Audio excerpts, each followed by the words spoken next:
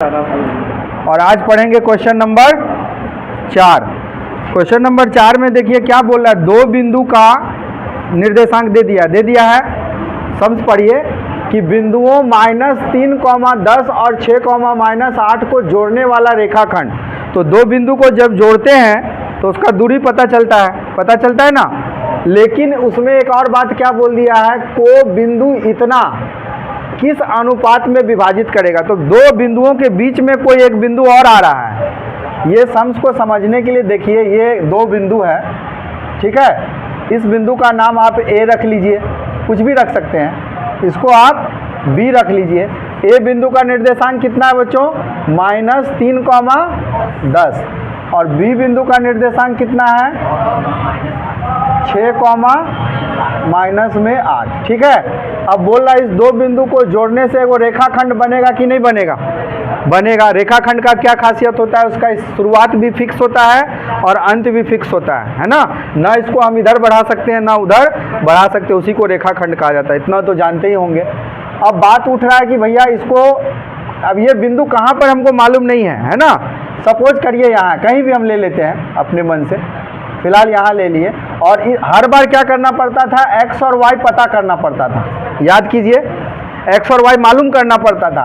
इस बार हमको x और y मालूम नहीं करना है, बल्कि x का वैल्यू दे दिया है -1 और y का वैल्यू दे दिया है 6। इसका मतलब बच्चा लोग समझना, इस बार हमको इस बिंदु का पूछ रहा है कि आखिर ये जो स्टिक है, मान के चलो एक ये डंडा है, तो इस डंडा को किस अनुपात में बांटा। अनुपात क्या है, 2:3 है कि 3:4 है कि 1:2 है। इस बार हमको m1 m2 निकालना है। क्या निकालना है, ना हमको m1 का वैल्यू पता है और ना ही हमको m2 का वैल्यू पता है। ये भी नहीं मालूम है और ये भी नहीं मालूम है। अनुपात इस बार पूछ दिया है, क्वेश्चन को घुमा दिया गया है। हमेशा अनुपात बता करके, बीच में आवाज़ नहीं कीजिए आप लोग थोड़ा सा। हमेशा अनुपात बता करके क्या पूछा जाता था, x और y का वैल्यू। इस बार x और y का वैल्यू दे करके अनुपात पूछ रहा है, यानी क्वेश्चन को सिर्फ पलट दिया, उल्टा दिया है। आ रहा है इतना बात समझ में। अब यहाँ पे एक तो इंटरेस्टिंग चीज़ है, देखिए हम एक कंडीशन निकाल सकते हैं कि अपने लोग m1 और अनुपात में m2 दिया हुआ है सपोज करिए, तो अगर हम इसको बट्टा में ले आएंगे, ये एक कंडीशन है m1 अनुपात m2 है ना, m1 m2। अगर हम m1 को और m2 को इसके नीचे ले आएं, ठीक है, तो सपोज कीजिए यहाँ बराबर है, तो इधर क्या बचा, क्या बचेगा बताइए, 0 कैसे बचेगा, 1 बचेगा। क्या बचेगा बच्चों, 1। तो इसको क्या हम 1/1 लिख सकते हैं, लिख सकते हैं। मान लीजिए m1 पता नहीं है, m2 पता नहीं है, तो m1 को m1 लिख दिए और m2 को m2 लिख दिए।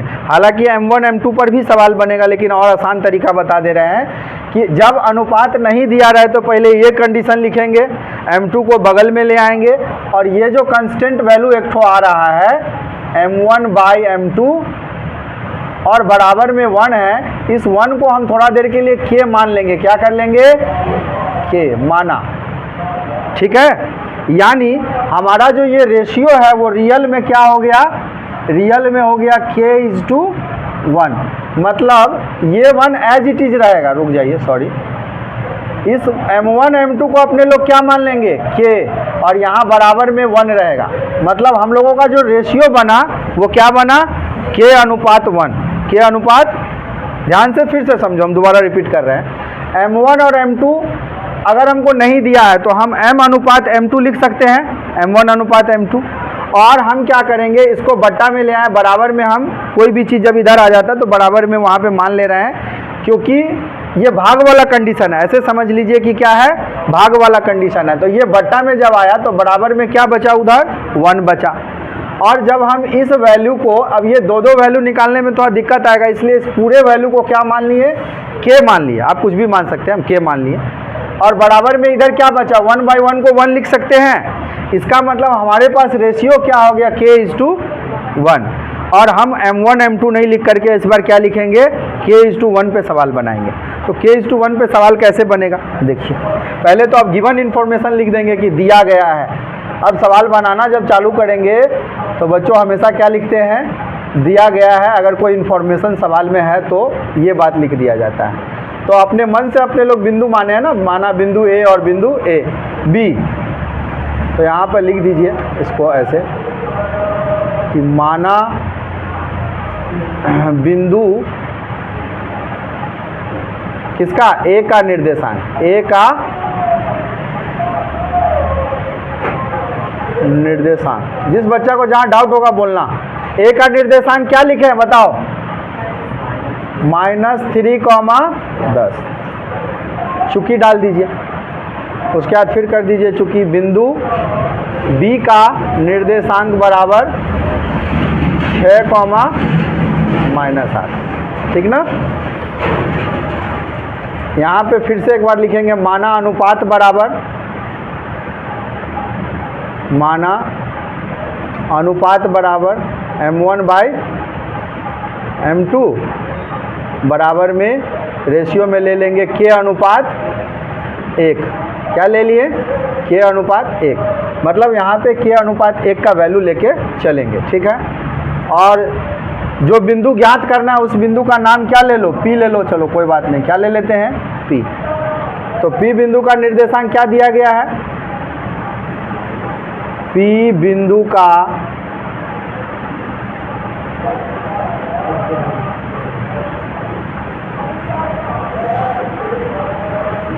बिंदु का निर्देशांक कितना है बोलो, -1, 6, ठीक है। अब अपने लोग यहाँ पे कौन सा सूत्र लगाते थे, विभाजन सूत्र। क्या लगाते थे, विभाजन सूत्र, m1 m2 को पता लगाने के लिए। तो यहाँ पे आप लिख सकते हैं विभाजन सूत्र द्वारा, क्या लिख सकते हैं, विभाजन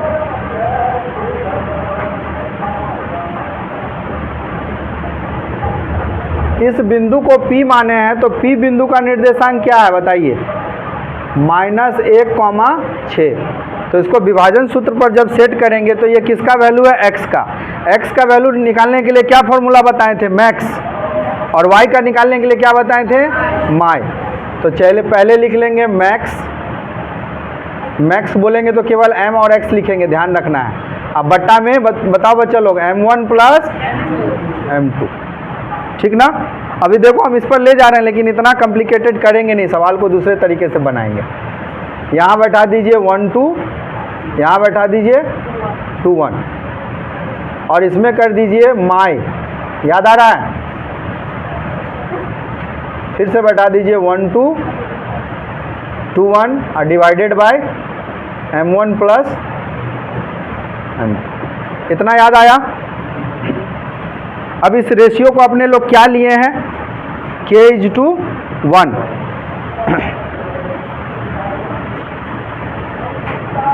मतलब यहाँ अगर हम वैल्यू बैठाएंगे तो इस वैल्यू को किसके बराबर करेंगे, -1 के, और इसका वैल्यू बैठाएंगे तो उसको किसके बराबर करेंगे, 6 के। किसके बराबर करेंगे, 6 के। तो इस पर एक बार वैल्यू बैठाइए पहले आप।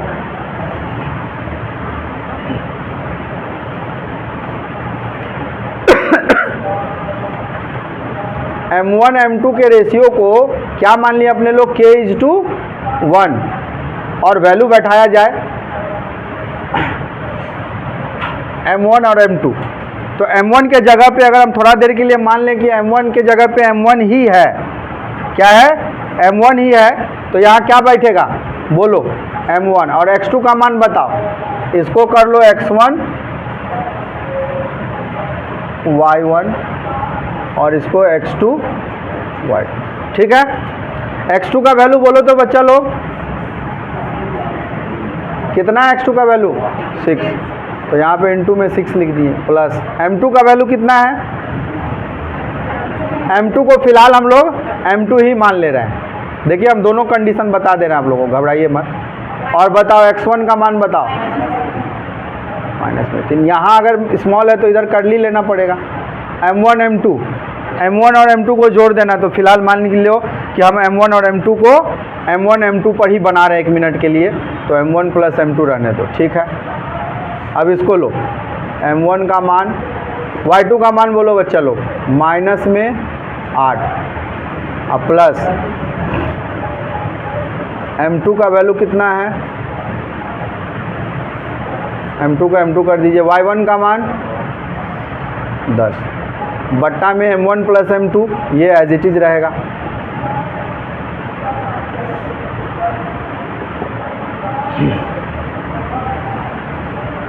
इस वैल्यू को गुना करेंगे तो क्या आएगा बताओ, 6m1 आएगा। अरे m1 में 6 से गुना करेंगे तो 6m1, यहाँ प्लस में माइनस से गुना हुआ माइनस, ये कितना हो जाएगा 3m2 divided by m1 plus m2। इसका गुना करके बताओ बच्चा लोग, -8m1 plus 10m2 divided by m1 plus m2। ठीक है, अब बताओ इस वैल्यू को किसके बराबर करेंगे, इस वैल्यू के बराबर। और इस वैल्यू को किसके बराबर करेंगे, क्योंकि ये किसका निर्देशांक होता है, x का, और ये किसका होता है, y का। अब जगह का थोड़ा अभाव हो रहा है, हाँ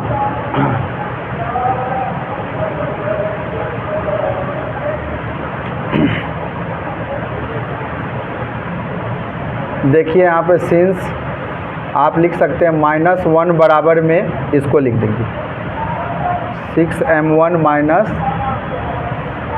3m2 divided by m1 plus m2। अब बताओ बट्टा में 1 ले सकते हैं कि नहीं ले सकते हैं, क्रॉस मल्टीप्लाई करो, कितना आएगा 6m1 माइनस 3m2, अब बराबर में इसको मल्टीप्लाई करो इससे, तो आ जाएगा -m1 और फिर -m2।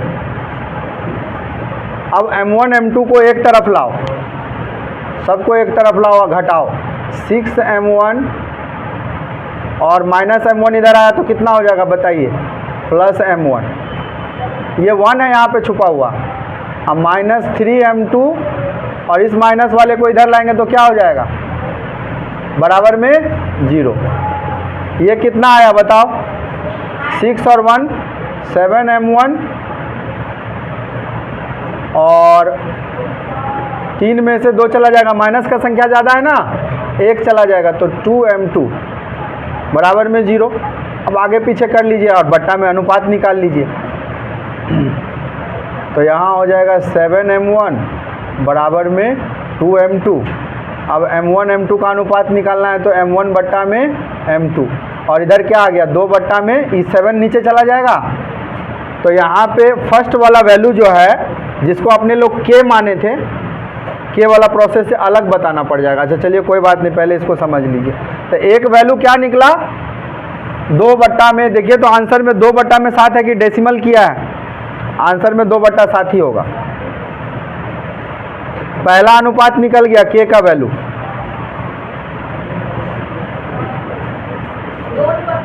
आया एक ठो 2 बट्टा में 7, और एक वैल्यू और निकालना है। तो क्या करें बच्चे लोग, इसको मिटा करके बनाएं कि पहले इसको आप लोग एक बार नोट कर लीजिएगा। इसको रोकिए सभी बच्चे, एक बार क्या करिए, इसको नोट कीजिए एक बार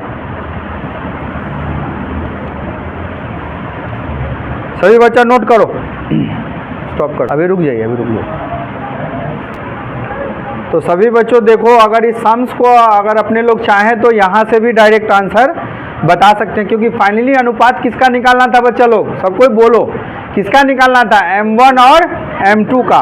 तो कोई भी चीज़ जो अनुपात में रहता है उसको बट्टा में लिखा जा सकता है, लेकिन हमसे पूछा गया अनुपात में आंसर लिखने के लिए, तो हम इसी को एक स्टेप और क्या लिख सकते हैं बोलो, m1 अनुपात m2, और इसी के बराबर में, तो m1 के सामने क्या था 2, और अनुपात में m2 के सामने क्या है 7।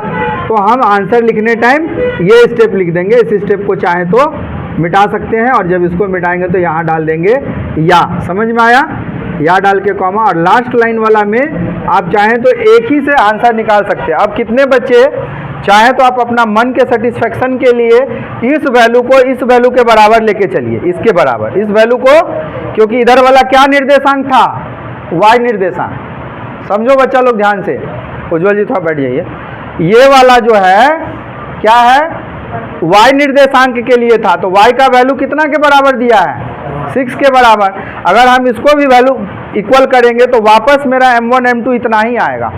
तो जो बच्चे अपना मन का सेटिस्फेक्शन चाहते हैं तो रफ कॉपी में एक बार इस अनुपात को इस अनुपात के बराबर करके देखो 2:7 आ रहा है कि नहीं आ रहा है। ठीक है, अब रह गया बात कि सर m1 m2 को अगर आप k अनुपात k बराबर 1, मतलब इधर वाला k ले लिए उधर वाला 1 ले लिए, अब अगर हम उस 1 को भी नीचे ले आएंगे तो भी तो उधर 1 ही बचेगा। एक स्टेप और थोड़ा सा समझिएगा, यहाँ पे थोड़ा सा बच्चों हम और बताना चाह रहे हैं। अगर हम मान के चलो इस k को रहने दिए और उस 1 को बट्टा में ले आए, ई वाला 1 को, तो ई वाला बट्टा में 1 लाए तो भी तो यहाँ 1 छुपा हुआ है, क्योंकि इस 1 का इस 1 से गुना कर सकते कि नहीं कर सकते हैं, कर सकते हैं, यानी इसके नीचे अभी भी 1 है। तो हम अगला स्टेप, इसीलिए वहाँ पे हम डायरेक्ट लिख दिए हैं अनुपात k:1, मतलब ये रियल में क्या है, k अनुपात, इसको हम k अनुपात 1 लिख सकते हैं, तो वो भी तो 1:1 के बराबर में है, लिख सकते हैं ना। तो इतना नहीं लिख करके हम इस अनुपात को वहाँ पे डायरेक्ट बता दिए हैं। समझ में आ रहा है ये वाला स्टेप। तो इस चीज़ k अनुपात 1 पर जो सवाल है वो अगले वीडियो में बच्चों को बता दिया जाएगा, और ऑफलाइन वाले बच्चे हैं तो वो कभी भी पूछ सकते हैं। और k अनुपात 1 पर इसी सम्स को कैसे बनाना है मैं किसी अगले वीडियो में और ज़्यादा से डिटेल्स में बता दूंगा। ठीक है, तो अभी फ़िलहाल बच्चों इसमें किसी को कोई डाउट है तो पूछ सकते हैं आप। ठीक है, मिलते हैं नेक्स्ट वीडियो में, इसी को k अनुपात 1 वाले तरीके से बनाने का सीखेंगे। फिलहाल अभी ऑफलाइन में जितने बच्चे हैं वो लोग बोलो किसी को कोई दिक्कत है, और ये वाला वैल्यू इसको बराबर निकाल के हमको कोई दिखाओ कि 2:7 आ रहा है कि नहीं आ रहा है। चलो बनाओ आप लोग।